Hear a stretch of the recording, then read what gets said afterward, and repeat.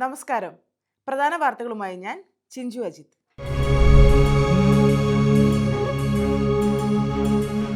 പ്രധാനമന്ത്രി നരേന്ദ്രമോദി തലസ്ഥാനത്ത് സ്വീകരിച്ച് മുഖ്യമന്ത്രിയും ഗവർണറും. വമ്പൻ വരവേൽപ്പൊരുക്കി BJP. പ്രധാനമന്ത്രി നരേന്ദ്രമോദി തലസ്ഥാനത്തെത്തി മുഖ്യമന്ത്രി പിണറായി വിജയൻ, ഗവർണർ രാജേന്ദ്ര അർലേക്കർ എന്നിവർ സ്വീകരിച്ചു. വിമാനത്താവളത്തിൽ നിന്ന് പുത്തരിക്കണ്ടം മൈതാനത്തിലേക്ക് റോഡ് ഷോ നടന്നു. കനത്ത സുരക്ഷയാണ് തലസ്ഥാനത്ത് ഒരുക്കിയത്. Hazza bin Hamdan bin Zayed Al Dhafra ഫെസ്റ്റിവലിൽ ഒട്ടക മത്സര വിജയികളെ ആദരിച്ചു.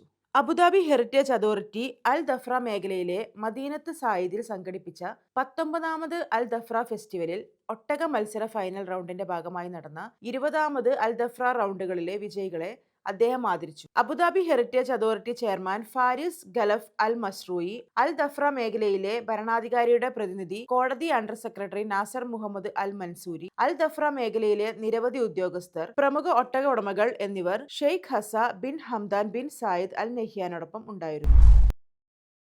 മധ്യപ്രദേശിൽ വീണ്ടും മലിനജല ദുരന്തം.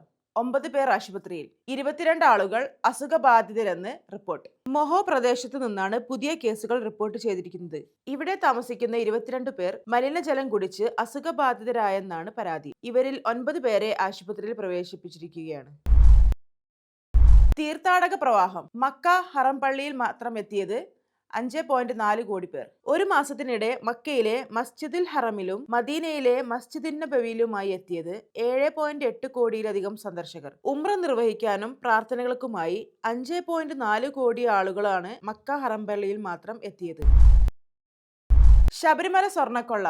മുരാരി ബാബുവിന് ജാമ്യം. ശബരിമല സ്വർണ്ണക്കൊള്ളയിൽ റിമാൻഡിൽ കഴിഞ്ഞിരുന്ന മുരാരി ബാബുവിന് ജാമ്യം. ദേവസ്വം ബോർഡ് മുൻ അഡ്മിനിസ്ട്രേറ്റീവ് ഓഫീസറായിരുന്ന മുരാരി ബാബുവിന് കൊല്ലം വിജിലൻസ് കോടതിയാണ് ജാമ്യം അനുവദിച്ചത്. റിപ്പബ്ലിക് ദിനാഘോഷത്തിന്റെ ഭാഗമായി ലുലു സ്റ്റോറുകളിൽ ഇന്ത്യൻ ഉത്സവ് ആരംഭിച്ചു. ഇന്ത്യൻ ഉൽപ്പന്നങ്ങളുടെ വിപുലമായ പ്രദർശനമാണ് ലുലു സ്റ്റോറുകളിൽ ഒരുക്കിയിരിക്കുന്നത്. 77ാം റിപ്പബ്ലിക് ദിനാഘോഷത്തിന്റെ ഭാഗമായി ഇന്ത്യ ഉത്സവിന് ലുലു സ്റ്റോറുകളിൽ തുടക്കമായി. ലുലു CEO സെയ്ഫ് രൂപാവലിയുടെ സാന്നിധ്യത്തിൽ Indian embassy trade and investment counsellor Rohit Mishra Abu Dhabi Al Wahda മാളിലെ ലുലു ഹൈപ്പർ മാർക്കറ്റിൽ ഇന്ത്യ ഉത്സവിന്റെ ഉദ്ഘാടനം നിർവഹിച്ചു. വൈവിധ്യമാർന്ന ഇന്ത്യൻ ഉൽപ്പന്നങ്ങളുടെ വിപുലമായ ശേഖരമാണ് ഇന്ത്യ ഉത്സവിന്റെ ഭാഗമായി ലുലു സ്റ്റോറുകളിൽ ലഭ്യമാക്കിയിരിക്കുന്നത്. ഇന്ത്യ ഉത്സവിലൂടെ കൂടുതൽ മികച്ച വിപണിയാണ് ഇന്ത്യൻ ഉൽപ്പന്നങ്ങൾക്ക് ലഭിക്കുന്നതെന്ന് Indian embassy trade and investment counsellor Rohit Mishra പറഞ്ഞു. പ്രവാസികൾക്കുൾപ്പെടെ മികച്ച ഷോപ്പിംഗ് അനുഭവമാണ് India Utsav സമ്മാനിക്കുക.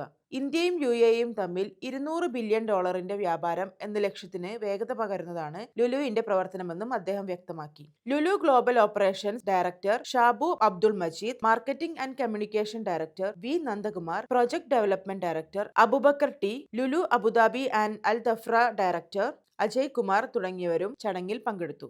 Over the years, India Ustav has become much loved shopping festival in UAE, offering a wide variety of Indian products. It also reflects the strong friendship, shared value, and deep-rooted ties between India and UAE. Our import from India now exceeds over $1 billion and continue to grow each year. Lulu represents the best Indian and Emirati traditions, sort of network of people and trade. President of UAE made a very short but extremely substantive visit to India. So both the leaders agreed to double the trade target to $200 billion over the next 7 years. So our trade has already surpassed $100 billion, courtesy SEPA and work done by companies such as Lulu Group. Going by current projections and prognosis, we have all reasons to believe that the target will be achieved perhaps even before 2032. And companies like Lulu Group will of course play the most important role in reaching that target. World Malayali council Al Ain providence പുതുവത്സരാഘോഷം സംഘടിപ്പിച്ചു. Al Ain അബുസംര ഫാമിൽ നടന്ന ആഘോഷത്തിൽ സംവിധായകൻ ലാൽ ജോസ് മുഖ്യാതിഥിയായി. WMC middle east ഭാരവാഹികളും UAEയിലെ മറ്റ് Providence ഭാരവാഹികളും പങ്കെടുത്തു.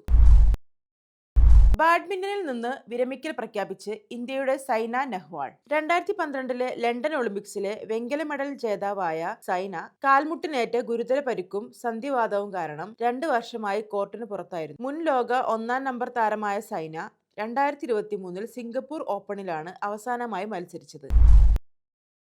പഞ്ചാബിനെതിരെ ഉഗ്രൻ തിരിച്ചുവരവുമായി കേരളം. സന്തോഷ് ട്രോഫിയിൽ വിജയ തുടക്കം. ഇതോടെ ഇന്നത്തെ വാർത്തകൾ അവസാനിക്കുന്നു. വാർത്തകളുടെ വിശേഷങ്ങളുമായി വീണ്ടും കാണാം.